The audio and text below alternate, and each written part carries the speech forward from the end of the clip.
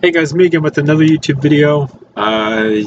Yeah, this one should be a lot better than my H&K G111 video was because I'm not as distracted as I was in that video, so I just want to go ahead and put a huge apology out for that video. I think that video actually comes out after this one, but you guys will see what I mean when we get there. Today we're going to be taking a look at something else. It's already been shown on the channel once before in actually another test animation that I did. I think when this video comes out, I think it's like 5 months ago that video came out. But today we're going to be taking a look at the H&K 417 Mark II. So a long time ago, I made what I called a Divinity Edition AR-15, and that Divinity Edition AR-15 is the best AR-15 I have ever created. The thing was, I got better, and it wasn't the best AR-15 I ever created. So a little while after I created my AR-15, I actually ended up purchasing my own AR-15, my own real steel AR-15. And something that I wanted to do was try to make a new upper receiver modeled after my upper receiver on my real steel AR-15 to be as accurate as possible. We're talking incredibly accurate. So I did, and when I finished that, I needed to put it on something, but I didn't want to do something basic like a AR-15.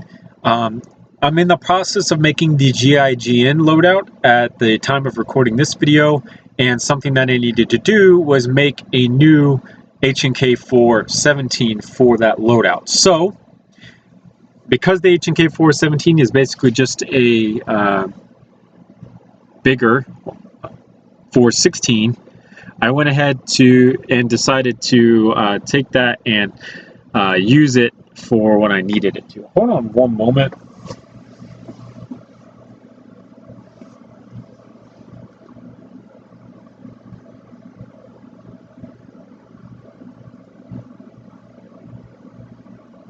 There's like a staple in the chair that's like digging into my back. For this video, I'll just sit forward.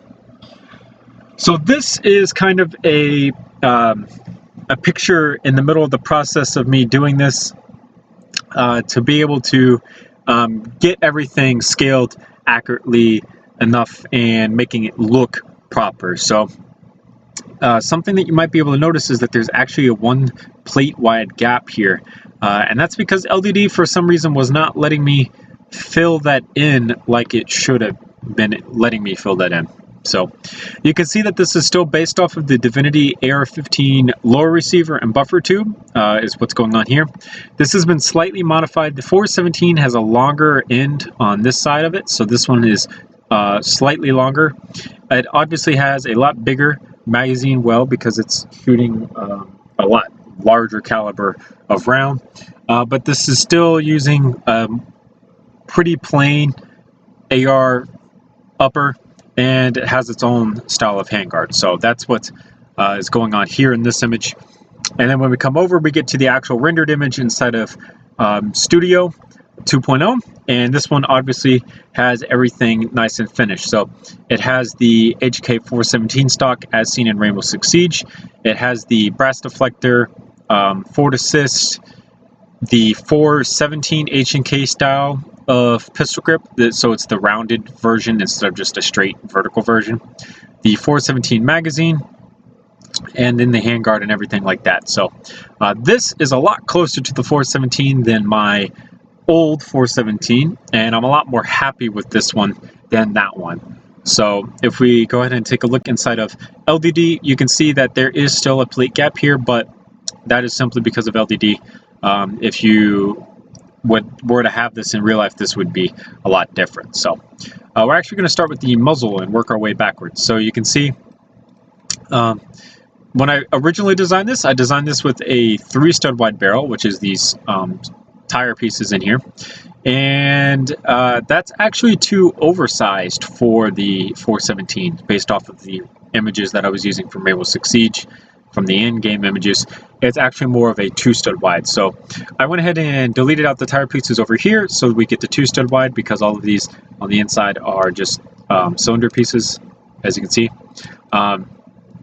But the 3 stud wide does remain all the way down to the actual bolt head. So all the way down there is the end of the barrel. This is a free float handguard. It does not touch the barrel at all.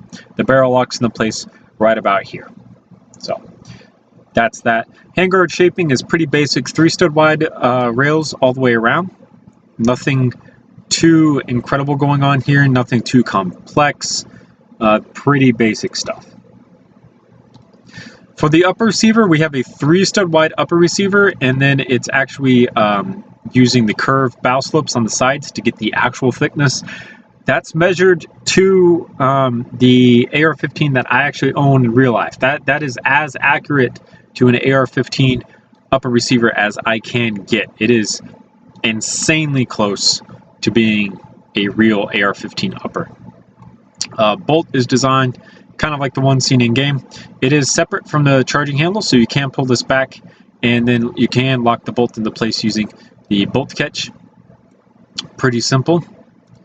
The lower receiver has everything else. So our magazine release, our ambidextrous fire selector, with this side being shorter than this side so it doesn't interfere with your hand, our trigger, and again our curved grip that more or less fits the 417 H&K curve as opposed to the straight grip. So pretty basic. Then our magazine, pretty simple. And then our adjustable stock, basic stock, not a whole lot going on here. Yeah, that's about it. So like I said, the original purpose of this was because I had the new AR-15 upper receiver that I really liked and wanted to put into something, but I didn't want to do another AR-15, so I definitely needed another 417 for the GIGN loadout from Rainbow Six Siege, and this just so happened to fit really well. So this is the H&K 417 Mark II, modeled specifically after the one from Rainbow Six Siege. Thank you guys so much for watching. Remember to comment, rate, and subscribe for more videos similar to this one. I will see you guys later in another YouTube video. If you would like to see better updates from me and actually socialize with me a little bit more, don't be afraid to check out my different usernames in Discord. Go to his channel, look for the Discord link in the description of his videos, and you guys will be able to actually chat with me a little bit more than what you usually do. I've stopped posting on my YouTube channel all the updates for the guns that I do because I've actually started to post them there more. There's a little bit more of an intimate setting there than on my YouTube channel. So don't be afraid to check out that Discord server. Thank you guys so much for watching. Remember to comment, rate, and subscribe for more videos similar to this one. See you guys later.